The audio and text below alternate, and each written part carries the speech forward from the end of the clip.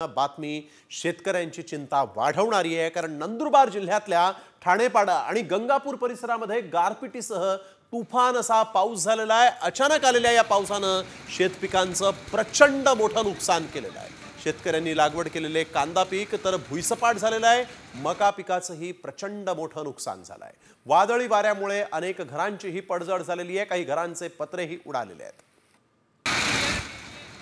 तर ही तीन दृश्य तुम्ही साम टीव्हीवर पाहताय, त्यामध्ये आपण बघतोय मक्याचं पीक कशा पद्धतीनं आडवं झालेलं आहे।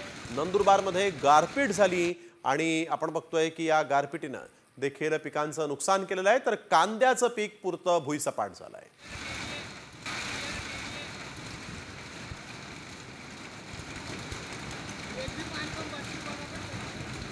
काल संध्याकाळी 5 वाजता गारपीट आणि चक्रीवादळ होती, त्याच्यामुळे आमचा मक्का सगळा नुकसान झाला आणि आता काही दिवसानंतर निघत होता। 15 दिवसानंतर आता ते सगळं सडून जाणार।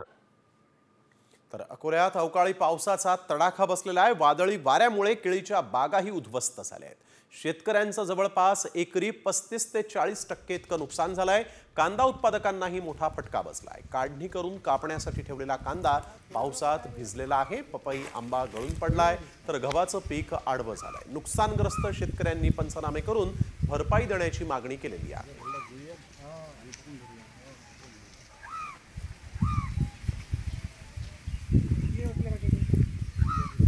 अकोला जिल्ह्यातील तेल्हारा आणि अकोट तालुक्यातल्या अवकाळी पावसानं या सगळ्या भागाला झोडपून काढलाय। अकोट तालुक्यातल्या एदलापूर शेतशिवारामध्ये सफरचंद शेतीलाही मोठा फटका बसलाय। नवनीत चांडक यांच्या सफरचंदाच्या शेतीला या अवकाळी पावसाचा तडाखा बसलेला आहे। अक्षरशः झाडाला लागलेले सफरचंद वाऱ्यामुळे गळून पडले आहेत। दरम्यान सफरचंदासह पपई, आंबा, गहू, ज्वारी तसंच मका, कांदा आणि केळीच्या बागाही उद्ध्वस्त झालेल्या आहेत। त्यामुळे शेतकऱ्याचं अतोनात नुकसान होत आहे। बुलढाणा जिल्ह्यामध्ये वादळी वाऱ्यासह पावसानं हजेरी लावली। दरम्यान सोसाट्याच्या वाऱ्यामुळे विद्युत पोलही कोसळलेत, तर पोल पडल्यामुळे गेल्या 20 तासांपासून शहरातील काही भागात वीज पुरवठा खंडित करण्यात आलेला आहे। रात्री अचानक आलेल्या या अवकाळी पावसामुळे शेतीलाही फटका बसला।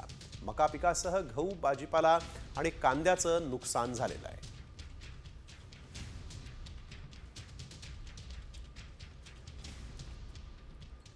नाशिक जिल्ह्यातील गारपीट आणि अवकाळी पावसामुळे द्राक्ष बागांचं मोठं नुकसान झालेलं आहे।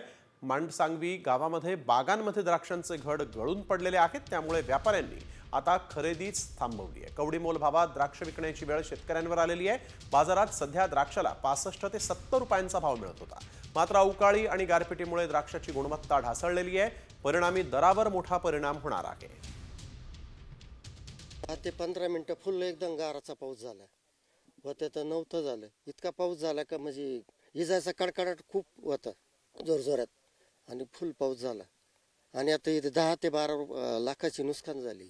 द्राक्ष मनी पार तर तडकून गेले गारपिटीने। व्यापाऱ्यांनी बाग बंद केलाय। आता या परिस्थितीत करायचं काय पाऊस शेतकऱ्यांनी? काही शासनाकडून आम्हाला काही मदत पाहिजे। आता आम्हाला 70 रुपयाचा भाव होता, 60, 65, 70चा मार्केट होतं, 70 रुपयाचं। आता ते पुढचा भाव आता 20 रुपये 25 रुपयांनी द्यावा लागेल कवडीमोल भावात। नाही व्यापाऱ्यांनी घेतला तर बेदाणेवाल्याला द्यावा लागेल, असं काहीतरी करावं लागेल। अवकाळी पाऊस आणि गारपिटीचा कांद्यालाही मोठा फटका बसलेला आहे। कांद्याच्या शेतामध्ये अक्षरशः चिखल झालेला आहे। मुळाशी पाणी साचलं आणि कांद्याची मुळं जी आहेत ती देखील सडण्याची शक्यता आहे। उन्हाळ कांद्याची टिकवण क्षमता कमी झाल्यामुळे कवडीमोल भावात कांदा आता विकावा लागणार आहे। त्यामुळे कांदा उत्पादक शेतकऱ्यांच्या स्वप्नांचीही माती झाली आहे।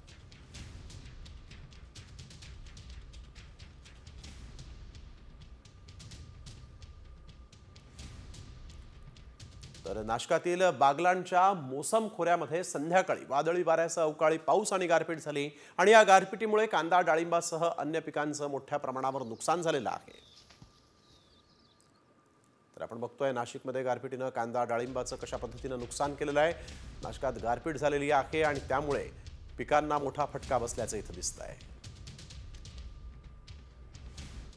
पुणे शहरातील मध्यवर्ती भागासह उपनगरात जोरदार असा पाऊस झालाय। पुण्यातील पेठांमध्ये तसंच कोथरूड परिसरात सुद्धा पावसाच्या जोरदार सरी कोसळल्या। अचानक आलेल्या या पावसामुळे नागरिकांची तारांबळ उडाली।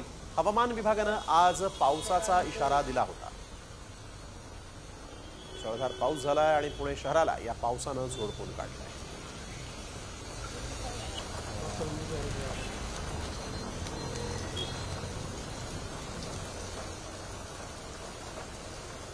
आणि आता पाहूयात राजकीय बातम्या. अमित शहांनी जिन्नांना लाजवेल इतकी मुस्लिमांची बाजू घेतली. भाजपनं हिंदुत्व सोडलं का? आमचा विधेयकाला नव्हे तर भ्रष्टाचाराला विरोध असल्याचा घणाघात शिवसेना ठाकरे गटाचे प्रमुख उद्धव ठाकरेंनी केलाय. भाजपच्या ढोंगीपणाला विरोध असल्याची टीकाही यावेळेस उद्धव ठाकरेंनी केली.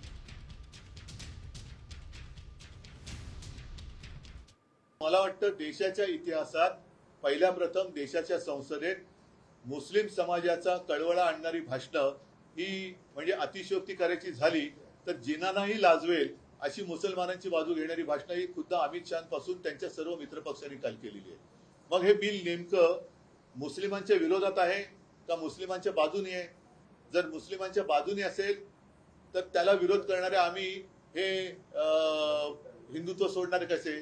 कारण मुसलमानांची ज्या पद्धतीने तुम्ही काल बाजू मांडले की गरीब मुसलमान को ये होगा, मुस्लिम महिलाओं को ये करेंगे, अमुक करेंगे, तमुक करेंगे, मग हिंदुत्व आम्ही सोडलं का तुम्ही सोडलं? की आज सुद्धा मी भारतीय जनता पक्षाला पहिलं आवाहन करतो नाही तर आव्हान देतो की तुम्ही जर का खरोखर एवढे हिंदुत्व करत असाल आणि तुम्हाला मुसलमानांचा जर का तिटकारा असेल तर परत एकदा सांगतो की तुम्ही तुमच्या झेंड्यावरचा हिरवा रंग काढा आणि न पेक्षा ही जुमलेबाजी बंद करा. आम्ही बिलाला विरोध करण्यापेक्षा यांच्या ढोंगाला आणि त्याच्यानंतर या जमिनी बळकावून यांच्या व्यापारी मित्रांना ते जे काही देणार आहेत त्या भ्रष्टाचाराला विरोध केलेला आहे. वक्फवरून शिंदेंनी ठाकरेंवर जोरदार निशाणा साधलाय. ठाकरेंनी हिंदुत्व सोडलं यावर शिक्कामोर्तब झालेलं आहे. ठाकरेंच्या सेनेसाठी कालचा दिवस दुर्दैवी होता. त्यांचे खासदार गोंधळलेल्या स्थितीत होते अशी टीका शिंदेंनी केलेली आहे. वक्फ बोर्डाला केलेला विरोध, त्यांच्यासोबत असलेले बाळासाहेबांचे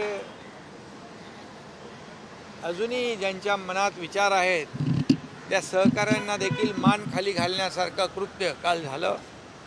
त्यांचे लोकप्रतिनिधी देखील त्यांनी खंत व्यक्त केली आणि कालचा दिवस हा खऱ्या अर्थाने उबाटासाठी दुर्दैवी होता. तर ठाकरेंच्या सेनेसाठी कालचा दिवस दुर्दैवी. ठाकरेंचे खासदार गोंधळलेल्या स्थितीत होते अशा शब्दात एकनाथ शिंदे यांनी टीका केलेली आहे.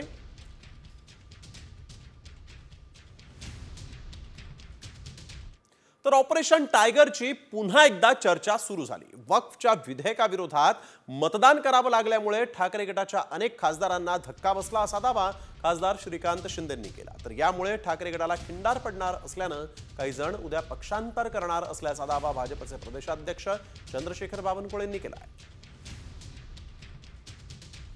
उबाटाच्या खासदारांमध्ये आम्हाला ते बोलत होते की आम्हाला तर फॉरमध्ये मतदान करायचं आहे. आमची इच्छा तर खूप आहे की या बिलाला सपोर्ट केलं पाहिजे. हा बिल जो आहे हा बिल कुठल्याही धर्माच्या विरोधामध्ये नाही आहे. 100% त्यांचं मन होतं की मतदान केलं पाहिजे करून आपण एकतर मतदान केलं पाहिजे वक्फच्या बिलच्या समर्थनामध्ये किंवा वॉकआउट जास्तीत जास्त करायला पाहिजे. पण त्यांच्या मनाच्या विरोधामध्ये जाऊन जे आहे हे काही लोकांचं लागून चाललं आणि त्याचबरोबर काँग्रेसवाले काय बोलतील. आज तर इकडचे ना इधर के ना उधर के अशी परिस्थिती जी आहे ही उबाटाची झाली. हिंदुत्ववादी जे कार्यकर्ते आहे महाराष्ट्रातले जे उद्धव ठाकरेच्या शिवसेनेत आहे ते शिवसेना सोडण्याच्या मानसिकतेत आले आहे. मला सकाळपासून कालही आताही एक मेसेज आला आहे की उद्या मला पक्षप्रवेश करायचे आहे तर मी मंगळवारी पक्षप्रवेश घेणार आहे. पण उद्धव ठाकरेंच्या शिवसेनेतले लोक आता या भूमिकेमुळे अस्वस्थ आहे. तर दुसरीकडे वक्फ विधेयकाच्या संदर्भात घेतलेली भूमिका पक्षाच्या सगळ्या नेत्यांना मान्य आहे असा दावा उद्धव ठाकरेंनी केलेला आहे. एनडीए सोबत असतो तरीही हीच भूमिका असती असंही त्यांनी पुढे म्हटलंय. आम्हाला जे पटलं नसतं ते त्याही वेळेला आम्ही मांडलेलं होतं. नोटबंदीच्या वेळेला सुद्धा मी बोललो होतो. त्याही वेळेला आपल्याला लक्षात असेल की मोदीजींचं सरकार आल्या पहिल्यांदा मुंबईतल्या लोकल ट्रेनची दरवाढ झाली होती. मी त्याला विरोध केला होता. आता नोटबंदीमध्ये सुद्धा हे असंच सगळं गाडून टाकलं गेलं होतं की आणि असं होईल त्यांनी तसं होईल. लोकांना वाटलं होतं अरे वा खूप चांगलं होणार. कुठे काय झाले? जर तुम्ही एनडीए मध्ये असता तरी आम्ही हीच भूमिका घेतली असती. तर आपण बघतोय वक्फ विधेयकाविरोधात ठाकरे गटानं मतदान केलं आणि त्यानंतर हीच भूमिका आमची आहे असं देखील उद्धव ठाकरेंनी आज प्रेसमध्ये म्हटलंय। तर एक महत्त्वाची बातमी, नाशिक जिल्हा रुग्णालयातील नवजात शिशु विभागात शॉर्ट सर्किट झालाय। शॉर्ट सर्किटचं कारण अद्यापही अस्पष्ट आहे। खबरदारीचा उपाय म्हणून आता या रुग्णांना दुसरीकडे हलवण्यात आलेलं आहे। नाशिक जिल्हा रुग्णालयातली ही घटना आपण बघतोय। यावेळेस नाशिक जिल्हा रुग्णालयात नवजात शिशु विभागामध्ये शॉर्ट सर्किट झालेलं आहे, परंतु आता या शॉर्ट सर्किटचं नेमकं कारण काय हे स्पष्ट झालेलं नाही। परंतु खबरदारीचा उपाय म्हणून आता इथं दाखल असलेल्या सगळ्या रुग्णांना जे ते दुसरीकडे आता हलवण्यात आलेलं आहे। नाशिक जिल्हा रुग्णालयामध्ये आपण बघतोय शॉर्ट सर्किट झाला आणि त्यामुळे खबरदारी म्हणून सगळ्या ज्या रुग्णांना आता दुसरीकडे हलवण्यात आलेलं आहे। नवजात शिशु विभागामध्येच हा शॉर्ट सर्किट झाला आणि त्यामुळे इथं भीतीचं वातावरण पसरलं होतं। शॉर्ट सर्किटची ही घटना नाशिकच्या जिल्हा रुग्णालयामध्ये घडलेली आहे। नवजात शिशु विभाग जो आहे त्याच ठिकाणी शॉर्ट सर्किट झाला आणि त्यानंतर मात्र खबरदारीचा उपाय म्हणून नवजात शिशूंना दुसरीकडे हलवण्यात आलेलं आहे। तर शॉर्ट सर्किटची ही घटना आपण बघतोय नवजात शिशु विभागामध्ये। त्यानंतर इथं खळबळ माजली होती। पालक जे या नवजात शिशूंचे आहेत ते देखील रुग्णालयामध्ये असताना भीतीचं वातावरण होतं आणि त्यानंतर मात्र या सगळ्या नवजात शिशूंना जे इथं उपचार घेत आहेत त्यांना दुसरीकडे आता हलवण्यात आलेलं आहे। शॉर्ट सर्किटची ही घटना घडली आहे, नेमकं कारण मात्र अद्याप स्पष्ट झालेलं नाही। जिल्हा रुग्णालयामध्ये आपण बघतोय शॉर्ट सर्किट झालेला आहे। नवजात शिशु विभागामध्येच हा शॉर्ट सर्किट झाला। यानंतर या ठिकाणी मात्र आपण बघतोय भीतीचं वातावरण देखील होतं। नाशिक जिल्हा रुग्णालयात शॉर्ट सर्किट झालेला आहे आणि नेमकं कारण याचं अद्यापही स्पष्ट झालेलं नाही। 66 नवजात बाळांना आता दुसरीकडे उपचारांसाठी हलवलेलं आहे रुग्णालयामध्ये। त्यावेळेस 66 नवजात शिशूंवर उपचार सुरू होते आणि तातडीनं या सगळ्या नवजात शिशूंना आता दुसरीकडे हलवण्यात आलेलं आहे। नाशिक शहरामध्ये जिल्हा रुग्णालयामध्ये दुपारी 2 वाजता सिव्हिल हॉस्पिटलच्या बाहेर लहान मुलांच्या वार्डाच्या बाहेर वाऱ्यामुळे शॉर्ट सर्किट झाला वायरचा आणि त्याच्यामुळे एक सर्व सिव्हिल हॉस्पिटलची लाईट गेल्यामुळे NICU मधलं मशीन बंद पडले आणि अक्षरशः धावपळ नाशिक शहरामधील आमच्या। तर आपण बघतोय अतिशय धक्कादायक अशी ही सगळी घटना। इथं शॉर्ट सर्किट झाला, लाईट गेली आणि त्यामुळे NICU मधल्या मशीन्स बंद पडल्या असं इथं कळतंय। तर वळूया पुढील बातमीकडे। अमित शहांच्या भाषणात बीड आणि कोल्हापूरमधील मंदिरांचा उल्लेख आला। त्यांनी इथल्या मंदिरावर वक्फ बोर्डानं दावा केल्याचं यावेळेस म्हटलेलं आहे। और मान्यवर महाराष्ट्र के वडानगे गांव में महादेव की मंदिर पर दावा किया और बीड में कंकलेश्वर मंदिर की 12 एकड़ जमीन वक्फ बोर्ड ने जबरन ले ली। मान्यवर ये सब जब जो चल रहा है इसमें आज भी मैं स्पष्ट करना चाहता हूं, वक्फ जो कि मुस्लिम भाइयों की धार्मिक क्रियाकलाप और उनके बनाए हुए दान से ट्रस्ट है, उसमें सरकार कोई दखल करना नहीं चाहती है। तर वक्फ दुरुस्ती विधेयकावरील चर्चेदरम्यान लोकसभेत खासदार असदुद्दीन ओवैसी हे चांगलेच आक्रमक झाले होते। मुस्लिमांचा अपमान करण्याच्या विधेयकाचा उद्देश आहे असा आरोप त्यांनी केला। लोकसभेत चर्चेदरम्यान वक्फ दुरुस्ती विधेयकाची त्यांनी प्रतच फाडली। महात्मा गांधी ने क्या किया, उन्होंने उस कानून को फाड़ दिया, तो मैं गांधी की तरह इस कानून को फाड़ता हूं। ये अनकॉन्स्टिट्यूशनल है सर। इस देश में झगड़े पैदा करने का काम बीजेपी करना चाहती है मस्जिद और मंदिर के नाम पर, इसीलिए मैं इसका कंडेम करता हूं और मैं आपसे गुजारिश करता हूं कि मैंने अपने 10 अमेंडमेंट दी है, आप इसको कबूल करिए सर, मुझे बोलने का मौका दीजिए और उस पर डिवीजन का मैं डिमांड भी करूंगा। तर वळूया पुढील बातमीकडे। छत्रपती शिवाजी महाराज 100% धर्मनिरपेक्षच होते असं वक्तव्य केंद्रीय मंत्री नितीन गडकरींनी केलं। शिवाजी महाराजांनी अनेक लढाया जिंकल्या पण कधीही मशिदीवर हल्ला केला नाही असंही त्यांनी म्हटलंय। यापूर्वी सरसंघचालक मोहन भागवत यांनी देखील आधुनिक काळामध्ये शिवाजी महाराजच आपले आदर्श असल्याचं म्हटलं होतं। वो इसलिए आदर्श है कि आदर्श शासक तो थे, आदर्श पिता भी थे, न्याय निष्ठुर राजा भी थे और कल्याणकारी भी राजा थे। और छत्रपति शिवाजी महाराज हमारे देश के इतिहास के ऐसे लोक कल्याणकारी राजा थे कि वो 100% सेक्युलर थे। उनके पूरे इतिहास में अनेक लड़ाइयां उन्होंने जीती, पर कभी कोई मस्जिद पर उन्होंने अटैक नहीं किया। संघाचं काम हे तत्वरूप काम आहे, व्यक्तिवादी काम नाही। ते चालू राहतं, व्यक्ती येतात आणि जातात, परंतु अशी निर्गुण उपासना कठीण असते। म्हणून जर आपल्याला साकार कोणी आदर्श हवाच असेल, तो पौराणिक काळात श्री हनुमान आणि आधुनिक काळामध्ये छत्रपती शिवाजी महाराज हेच आहेत। शिवाजी महाराजांनंतर 250 वर्षानंतर सुद्धा तोच आदर्श आहे आणि आजही तोच आदर्श आहे। वळूया पुढील बातमीकडे। पक्षात मतभेद झाल्यानंतर उद्धव ठाकरेंनी एकनाथ शिंदेंना मुख्यमंत्री पदाची ऑफर दिली होती, असा दावा माजी मंत्री दीपक केसरकर यांनी केला। मात्र शिंदेंनी ती ऑफर स्वीकारली नाही, असंही दीपक केसरकर यांनी आता म्हटलंय। त्यावेळेला पक्षामध्ये मतभेद निर्माण झाले, त्यावेळेला शिंदे साहेबांना मुख्यमंत्री पदाची ऑफर ही पक्षप्रमुखांनी दिलेली होती, त्यांनी ती स्वीकारली नाही। त्यांनी सुद्धा म्हटलेलं की त्यांच्या डोळ्यामध्ये पाणी आलं, कारण ते भावनाप्रधान आहे। कोणी असं म्हणण्याचं कारण नाही की एखाद्या पदासाठी म्हणून एवढा मोठा मनुष्य काही निर्णय घेऊ शकतो। ठाकरेंच्या एसन्शीला शिंदेंनी यूज अँड थ्रोनं उत्तर दिलंय। वापरा आणि फेका ही ठाकरेंची नीती आहे, त्यांना जनतेनं जागा दाखवून दिल्याची टीकाच शिंदेंनी केली। काही दिवसांपूर्वी ठाकरेंनी शिंदेंचा उल्लेख एसन्शी असा केला होता आणि त्यावरून शिंदेंनी हा पलटवार केलाय। शिवसेना युबीटी नाही, शिवसेना एकच आहे, दुसरी ती गद्दार सेना आहे। मी उघड उघड म्हणतोय, ती गद्दारांची सेना आहे, ती गद्दार एसन्शी सेना आहे। एसन्शी जे काय आहे ते एसन्शी त्यांनी काय करायचं ते करू दे, ती गद्दार सेना आहे। एसन्सी म्हणजे काय? एकनाथ संभाजी शिंदेचा शॉर्टकट एसन्शी म्हणून। शॉर्टकट? मग मी असं म्हणू का, त्यांचा युटी आहे, यूज अँड थ्रो, असं म्हणू? वापरो और फेको ही त्यांची नीती आहे। मला बोलायला लावू नका, माझ्याकडे भरपूर काय आहे, मी शांत आहे, मला शांतपणे काम करू द्या। तुम्ही मला गद्दार गद्दार गद्दार गद्दार म्हणून हे केलं, खोके खोके म्हणून केलं। अरे तुम्हाला महाराष्ट्रातल्या जनतेने खोक्यामध्ये बंद करून टाकलं। वळूया पुढील बातमीकडे। राज्यसभेत वक्फ सुधारणा विधेयकावर चर्चा सुरू असताना शिवसेना ठाकरे गटाचे खासदार संजय राऊत यांनी सत्ताधारी भाजपवर जोरदार टीका केली।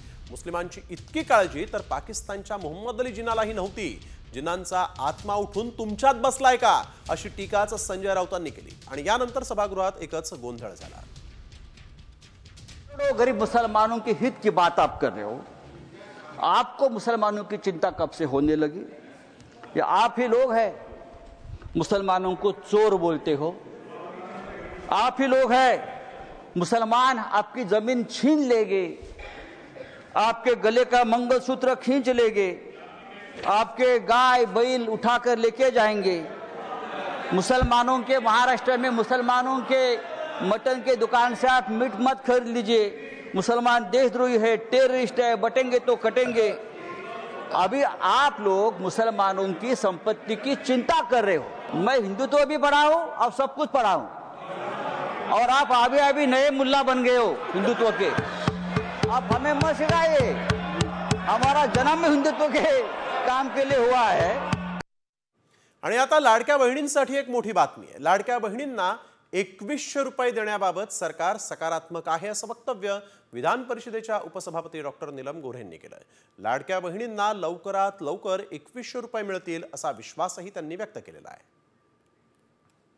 सकारात्मक आहे, लवकरात लवकर जेव्हा शक्य होईल त्याला सरकार ते देईल पैसे। आता त्यांचे स्वतःचे बचत गट किंवा क्रेडिट सोसायटी तयार करून त्याचा विनियोग कसा करता येईल यासाठी आमचा प्रयत्न चालू आहे। पुण्यातील नामांकित दीनानाथ मंगेशकर रुग्णालयाच्या मुजोरपणामुळे रुग्णालयातील एका गर्भवती महिलेचा मृत्यू झाल्याचा आरोप भाजपचे आमदार अमित गोरखे यांनी केलेला आहे। उपचारासाठी रुग्णालयानं महिलेच्या कुटुंबाकडे 10 लाख रुपयांची मागणी केल्याचा आरोपही आमदार गोरखे यांनी केला। 2.5 लाख रुपये भरायला तयार असतानाही रुग्णालयानं तिला दाखल करून घेतलं नाही आणि त्यामुळे दुसऱ्या रुग्णालयात नेत असतानाच या महिलेचा मृत्यू झाल्याचं गोरखे यांनी म्हटलंय। पूर्ण 10 लाख रुपये भरायचे, डिपॉझिट करायची, त्याच्याशिवाय पेपरच नाही करणार. तिथल्या सगळ्या स्टाफला पण त्यांनी ते सांगितलेलं. आम्ही 3 लाख रुपये घेऊन खाली बिलिंग डिपार्टमेंटला गेलेलो. बिलिंग डिपार्टमेंटची हेड मीनाक्षी गोसावी त्या मॅडम बोलले की आमचं सगळ्यांसोबत बोलणं झालेलं आहे, तुम्ही मुख्यमंत्री सहायता निधीतनं पैसे आणा, नाही तर कुठनं पण आला. आम्हाला डॉक्टर बोलले की 5 लाख रुपये भरा, त्याच्याशिवाय आम्ही तुमचं हे ॲडमिशन करू शकत नाहीये. तर आपण बघतोय रुग्णालयाचा हा मुजोरपणा आणि ज्यामुळे एका गर्भवती महिलेला आपला जीव गमवावा लागलेला आहे. रुग्णालयाचा हा हलगर्जीपणा झालेला आहे आणि आता या रुग्णालय प्रशासनावर हा मुजोरपणा करणाऱ्या कर्मचाऱ्यांवर काय कारवाई होते हे पाहणं देखील महत्त्वाचं आहे. रुग्णालयाचा हा हलगर्जीपणा आणि त्या हलगर्जीपणामुळे गर्भवती महिलेचा मृत्यू झाला आहे. वळूया पुढील बातमीकडे.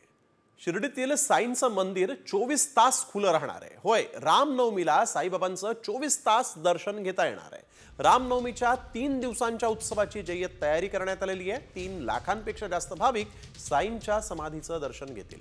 रामनवमी उत्सव काळामध्ये साई मंदिराला फुलांची आकर्षक सजावट तसंच रोषणाई करण्यात येणार आहे. मुंबई आणि परिसरातून पालखीसोबत येणाऱ्या पदयात्रींच्या निवाऱ्याची सोय देखील शिर्डीमध्ये करण्यात आलेली आहे.